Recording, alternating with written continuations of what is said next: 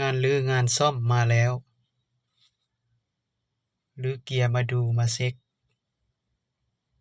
เวลาวิ่งมีเสียงดังมันเกิดจากอันใดน้อช่างกำลังทำการเช็คอยู่ว่าจะเป็นจังใดน้ออาการ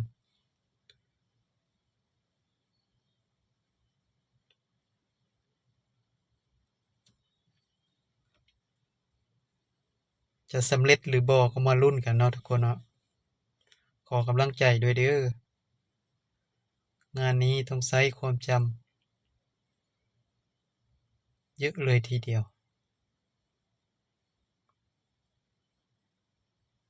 นี่แค่เริ่มต้นเดี๋ยวจะแยกชิ้นออกทีละชิ้นทีละชิ้นกำลังเช็คเบื้องต้นอยู่สงสัยจะยาวงานนี้นะดูจากทรงละ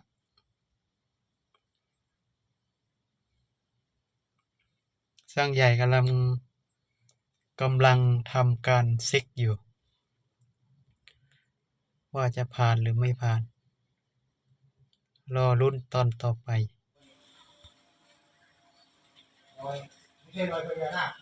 เป็นไงครับช่างใหญ่วันนี้จะเสร็จไหมครับ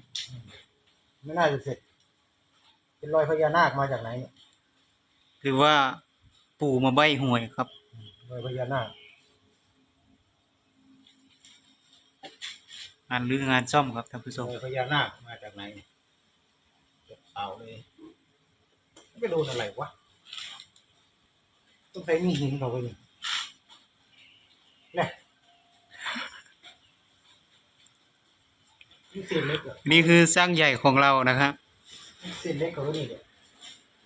รู้หมดทุกสิ้นส่วนของรถนะครับเรียกว่าอาจารย์ได้เลยนะครับถ้ามันมีรอยมันอยู่นี่แหละ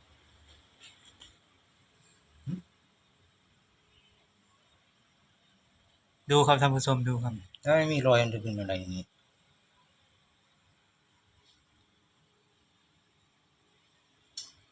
หรือว่าเศษเล็กก้อนนั่น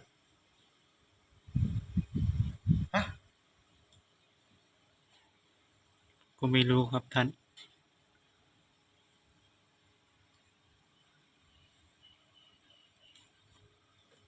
ช่วยกันรื้อช่วยกันจำช่วยกันทำช่วยกันสร้าง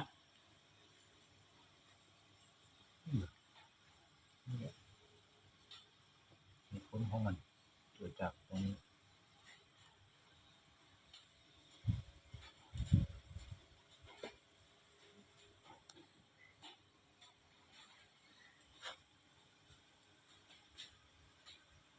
ล่างอกมันล่างอกที่รู้รอยเป็นรอยอะไรกันแน่เนี่ยหรือว่าจะเป็นรอยพญานาค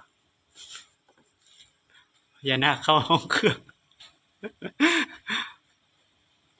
อิทธิฤทธิ์เกิน